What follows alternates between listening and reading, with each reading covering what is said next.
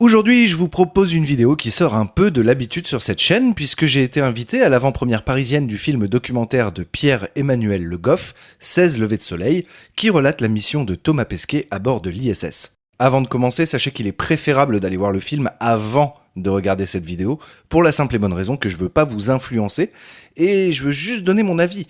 Les films, c'est une question de goût aussi, donc c'est à vous de faire votre propre opinion dessus, et je respecterai votre opinion comme j'espère que vous respecterez la mienne, que vous soyez d'accord ou pas d'accord. D'ailleurs, je vous demanderai d'attendre d'avoir vu la vidéo en entier avant de commenter. C'est toujours mieux. Allez, c'est parti.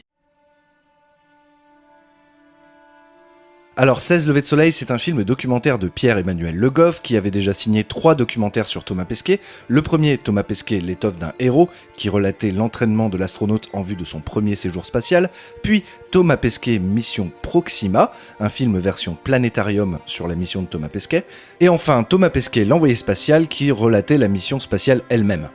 Il y a eu aussi 2 petits courts-métrages VR avec des images 360 du vol spatial de Pesquet, autant dire qu'il suit Thomas depuis le tout début de son entraînement. Jusque-là, ces 3 gros docus avaient un but de vulgarisation et presque d'éducation. J'ai plusieurs fois vu Thomas Pesquet, l'étoffe d'un héros, et je le trouvais vraiment très bien en tant que documentaire à destination du grand public. Il était explicatif, tout ça.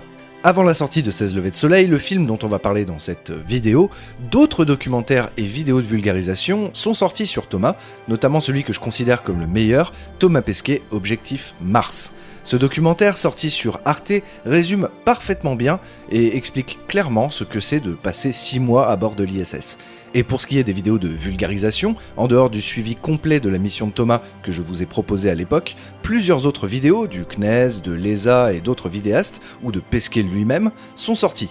Autant dire que quand on voulait savoir et comprendre la mission Proxima au-delà de l'El Famoso... Thomas Pesquet, c'est le premier Français dans la station autour de la Lune, là, il a pris une photo de ma ville. On pouvait comprendre, on pouvait savoir en 2 clics, sans parler des films cités précédemment, presque tous sortis en Blu-ray et DVD. Bref, sur le plan personnel, j'ai suivi un max cette mission car il y avait une forte demande de la part de mon audience.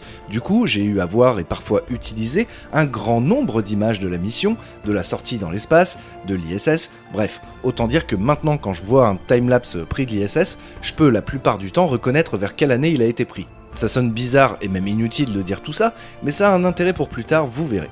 Bref. Du coup, il y a quelques mois, on m'a contacté pour être présent à Paris à l'avant-première de 16 levées de soleil au Grand Rex. J'ai accepté, non seulement parce que ça me donnait l'occasion de parler du film avant sa sortie, mais c'était aussi l'occasion de revoir des amis du secteur spatial qui, eux aussi, étaient sur place. Le 25 septembre donc, je montais dans un TGV et hop, direction Paris. Au programme, une conférence de presse avec Thomas Pesquet et Pierre-Emmanuel Le Goff, puis visionnage du film. Avant de parler du film, sachez que je n'aime pas regarder une bande-annonce ou me renseigner trop sur le film avant de le voir. J'aime la surprise. Donc je ne savais pas quelle forme ça allait prendre, combien de temps ça allait durer, ou même de quelle partie du voyage de Thomas ça parlait. J'ai donc regardé ce film en entier, sans préjugés ni biais. Alors concrètement, on va commencer par dire ce que j'ai aimé dans ce film. Sur un grand écran avec un bon son et pas juste un PC ou une télévision, les images du film sont tout simplement époustouflantes. Vraiment. Bon, là c'est quelque chose qui relève plus de la salle que du film lui-même, mais il faut l'avouer, c'était très plaisant. Le film contient des passages émouvants, notamment ceux avec Peggy Whitson, et d'autres assez drôles grâce à la personnalité incroyable de Jack Fisher. Le montage de la séquence patriotique avec Jack Fisher est justement le meilleur moment du film. Il y a aussi des images fortes et assez nouvelles, comme lors de la sortie extravéhiculaire, ou les images intérieures de la rentrée du Soyouz, ou encore même une petite caméra lors du dernier repas avant de partir dans l'espace. Mais c'est tout. J'ai pas d'autres points positifs. Et vraiment, sincèrement, j'en suis désolé. Déjà, je savais pas que le film durait si longtemps. 2 heures. Alors, je suis pas allergique aux films de 2 ou 3 heures, mais quand on fait un film aussi long, il faut y mettre du rythme. Et ce film en manque terriblement. Aucune voix off, beaucoup de passages silencieux et une musique parfois très rare ou pas assez variée. Vers les 2 tiers du film, je commençais à sortir du truc, à me dire que ça finirait bientôt, et je me retenais de sortir le téléphone et regarder quelle heure il était pour ne pas paraître insultant. Les plans sont parfois très longs, voire trop longs. Je me suis dit que c'était pour marquer justement le passage du temps et l'ennui que l'on peut ressentir parfois dans ce milieu, mais c'était beaucoup trop lent. Par exemple, dans une des premières scènes, on a 2 militaires russes qui sont dans les steppes du Kazakhstan et ils tâtent le sol avec leurs bottes. À côté, il y a des hélicoptères qui décollent.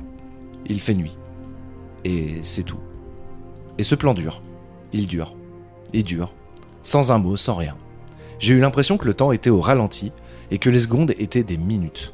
Derrière moi, il y avait un groupe de personnes visiblement pas très calées en exploration spatiale. L'un d'eux avait affirmé à ses amis, avant le début du film, qu'il y avait eu un seul mort dans l'espace et que c'était parce que sa capsule s'était dépressurisée en orbite. Alors je dis pas ça pour me moquer, personne n'est obligé de s'intéresser à l'espace. Je dis ça parce que pendant tout le film, ils ont fait que se poser des questions sur ce qu'ils pouvaient bien voir devant eux à l'écran. Sans commentaire ni explication durant tout le film, le spectateur non averti, qui n'a pas particulièrement suivi la mission, sera complètement largué. Même certains de mes amis sur place et moi-même, nous nous sommes demandé ce qui se passait sur certains plans. On avait l'impression que ça avait une utilité, mais on savait pas en fait ce qu'il fallait voir dans ces images. Et puis à un moment, sans explication, on nous montre dans l'ordre une planète Mars grise, la Lune, une planète Mars rouge, Jupiter, des nébuleuses, le Soleil. Ça dure genre 2 minutes et ça n'a aucun contexte. Donc si vous allez voir ce film et que vous ne connaissez pas vraiment grand chose sur l'espace, ne vous attendez pas à de la vulgarisation. Ce n'est pas un film de vulgarisation. Je vous disais un peu plus tôt que j'ai beaucoup suivi la mission de Thomas Pesquet et j'ai beaucoup parlé de la Station Spatiale Internationale ces 2 dernières années. Alors je suis pas expert, mais la plupart des scènes que j'ai vues dans le film, je les avais déjà vues. Par exemple, certains plans viennent de la vidéo New Eyes de l'ESA, d'autres de Conf Call entre la Terre et l'ISS, ou d'autres de la vidéo GoPro de la sortie de Thomas. Ce n'est pas grave pour une personne qui n'avait jamais vu ces images auparavant, mais personnellement, j'ai eu l'impression de regarder une playlist YouTube de vidéos sur l'ISS prises entre 2014 et 2018. Oui, j'ai bien dit 2014 alors que Thomas était sur l'ISS à partir de fin 2016. Parce que oui, il y a des plans recyclés. Un paquet. Cette vidéo, par exemple, de l'amarrage du Soyuz TMA-15 à l'ISS, est dans le film en accéléré. En gros accéléré. Cette vidéo date de 2014 et a même été utilisée dans le film Un monde entre nous et dans la toute première vidéo de Stardust sur l'ISS en 2016 que j'ai supprimée depuis. Ce ne serait pas trop un problème si la vidéo n'avait pas été accélérée, parce que ça rend compte de comment on se dock à l'ISS, mais là on a l'impression que le Soyuz entre en collision avec l'ISS. Donc c'est un poil trompeur. Ou encore cette vidéo de la visite guidée de l'ISS datant de l'expédition 46, utilisée à plusieurs endroits du film. C'est la même vidéo que j'avais utilisée pour faire la visite guidée audio de l'ISS en 2017, et ça se voit, parce que durant le film, quand la caméra se dirige vers le SAS, la combinaison du commandant a le patch de la mission 46. Alors je vais pas lister tous les plans réutilisés qui viennent d'autres vidéos, mais je vais juste vous parler d'un dernier dont j'ai pas trouvé l'origine. Durant les scènes de sortie de Thomas, 2 plans ne sont pas issus de sa sortie. Je le sais car sur l'un d'eux, le module PMM est pas au bon endroit sur l'ISS, donc ça veut dire que ça date déjà de plusieurs années en arrière, et sur un autre, le drapeau sur le bras gauche du commandant est américain, et celui de la combi de Thomas est un drapeau américain aussi. Donc ça peut pas être Thomas. Alors là, vous allez me dire qu'au-delà de ça, il y a des plans inédits, comme la vue intérieure du décollage, de la sortie spatiale et du retour sur Terre. La vidéo intérieure du Soyuz au décollage, je suis pas sûr que ce soit une vraie, mais plutôt une vidéo d'un entraînement au décollage. Quand la fusée décolle, les astronautes n'ont pas les sous-gants et les gants, et leur visière est ouverte. Ça fait une différence entre ça et ça. Pour la sortie, oui, on est d'accord, il y a des plans inédits et certains sont vraiment à couper le souffle. Pour la rentrée aussi, c'est inédit et plaisant de voir enfin ces images de la rentrée du Soyuz avec Thomas vues de l'intérieur. Le montage se veut chronologique, avec de temps en temps des mots annonçant au combientième jour on est de la mission. Ça suit aussi la chronologie terrestre quand Thomas écoute la radio qui parle de la COP21 ou de l'élection de Trump.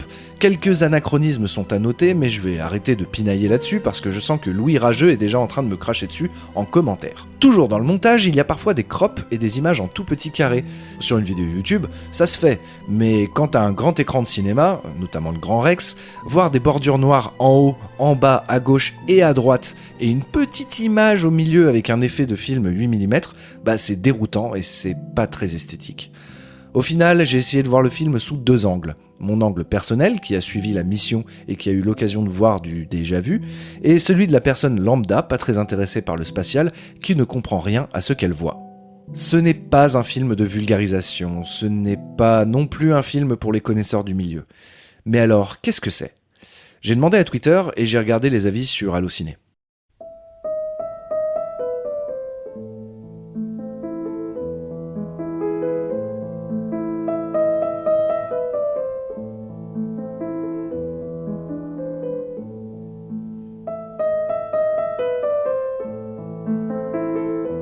Et puis j'ai compris qu'il y avait 2 autres angles pour comprendre ce film.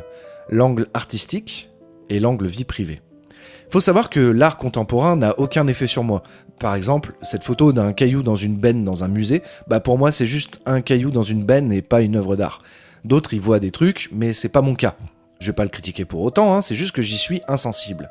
Ce film, avec ses quelques citations passagères d'Antoine de Saint-Exupéry et sa musique un peu psyché au saxo sans vraiment d'autres instruments, et sans voix d'ailleurs qui explique quoi que ce soit, ça peut être vu comme une performance artistique. Mais j'y suis pas sensible, alors je peux pas dire. Et puis il y a l'autre angle, l'angle de la vie privée, et c'est celui qui me dérange. Dans le film, il y a beaucoup de passages entre Thomas et sa maman, Thomas et sa compagne Anne, Thomas se shampouine, Thomas se rase, Thomas se sert de l'eau. Le tout sans commentaire ni contextualisation, et ça donne l'impression d'être un voyeur. Et à certains moments du film, j'ai eu l'impression de regarder une caméra espion qui filme une personne à son insu. C'était dérangeant. Surtout les scènes de shampouinage et de rasage qui sont d'une longueur insoutenable. J'avais un peu l'impression de voir en fait une sorte de film de vacances, personnel. Pour conclure, je dirais d'aller voir ce film si vous aviez prévu d'aller le voir et de pas vous laisser influencer par mon avis. Des amis présents ce soir-là ont beaucoup aimé, d'autres pas, et c'est comme ça avec les films. En tout cas, personnellement, il n'est pas de mon goût. Pas du tout. Et avant que les rageux disent que je fais que cracher sur les films, que j'aime rien, sachez que mon film spatial préféré est sorti en 2017, qu'il est russe, et que je vais vous en parler prochainement sur la chaîne. Et non, c'est pas Salyut 7.